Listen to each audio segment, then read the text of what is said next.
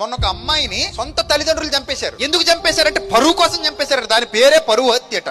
ఏంటి పరువు హత్య అంటే వాళ్ళ కులం కాని ఇంకో కులం వాడిని ప్రేమించిందట పిల్ల. ఇప్పుడు మీ కులవాడికైతే 2 కొమ్ములుండి ఆ కులవాడికేమో ఒక్క కొమ్మే ఉంటదా ఏంది? నాకు అర్థం కాదు. మీ కులవాడికేమో 4 పాదాలుండి ఆ కులవాడికేమో 2 పాదాలే ఉంటాయా? చంపి ఏమి సాధిస్తావు? అది కడుపును పుట్టిన బిడ్డనే చంపమంటుందా నీ దిక్కుమాలిన కులం? నీ దిక్కుమాలిన దరిద్రపు కులం కోసం ఆ కడుపును పుట్టిన బిడ్డను కూడా చంపేసుకుంటావా? దాన్ని పరువు అంటారా? దాన్ని ప్రతిష్ఠ అంటారా? మూర్ఖత్వం అంటారా? ఏమంటారు దాన్ని? మూర్ఖత్వం అంటారు. మానవత్వం లేదు, జాలి లేదు, దయ లేదు. అరే బతకనే వచ్చు కదా వాళ్ళని. ఎలాగూ పెళ్లి చేసేసుకున్నారు, లేదా చేసుకోవాలనుకున్నారు. ఇక నీ దాకా విషయం వచ్చింది, వాళ్ళు మాట వినే పరిస్థితుల్లో లేరు. ఒకవేళ వాడు మంచోడు కాకపోతే కన్విన్స్ చెయ్యి, అర్థమయ్యేలా చెప్పు. ఒకవేళ మంచోడైతే కులం అడ్డే ఉంది చేసి పడే. మనిషిని చూడగానే నీ కులం నీకు తెలుసుదా? మనిషిని చూడగానే పలానా కులం నువ్వు చెప్పగలవా? చెప్పలేవుగా. అలాంటప్పుడు పెళ్లి చేసి వదిలేయచ్చు కదా, లేకపోతే ఇంట్లోంచి బయటికి పంపించేయచ్చు కదా. వాళ్ళు బతుకుతారు. చంపుకోవడం న్యాయమేనా? చంపడం కరెక్టేనా? ఈ విజ్ఞత ఉండదు. దేనికోసం అట? పరువు కోసం చేసే హత్య అటది. మూర్ఖత్వం చూడండి.